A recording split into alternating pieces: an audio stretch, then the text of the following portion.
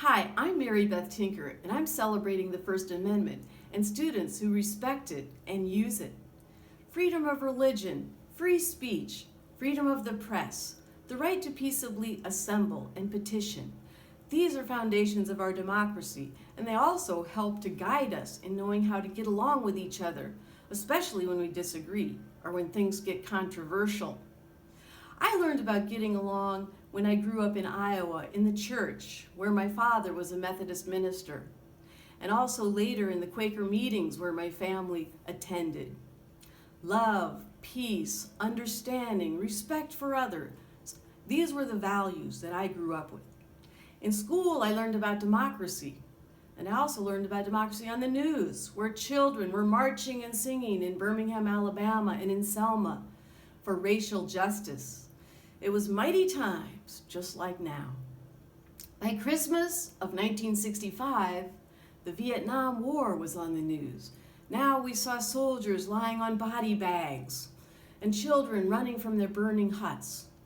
I was sad, and when some students at the high school decided to wear black armbands to school to mourn the dead and call for a Christmas truce that year, I decided to join them.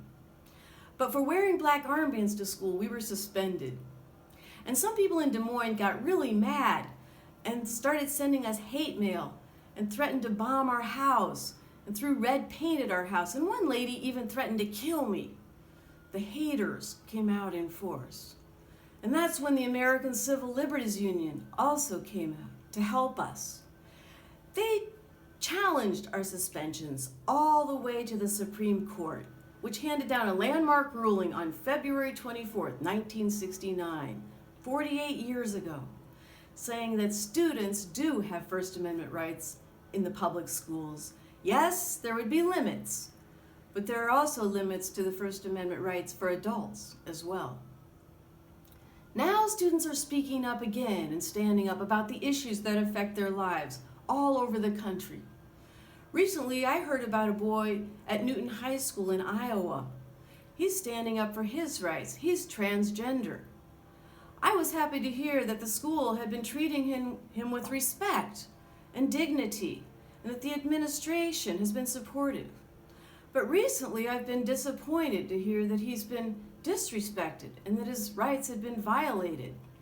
I know how that feels. It's not always easy to stand up for yourself, especially when your ideas are unpopular or new. Growing up in Iowa, I had never heard about transgender kids. I just knew that we were supposed to try to get along with others and respect others, even people who are different from us. You can learn more about the First Amendment and students' rights at aclu.org. But I want to encourage all the students and teachers and administrators to stand up for your rights and to respect others and to help students who want to stand up for democracy and their First Amendment rights. So here's to the First Amendment and to students who keep our democracy strong by using it. And remember, your rights are like your muscles.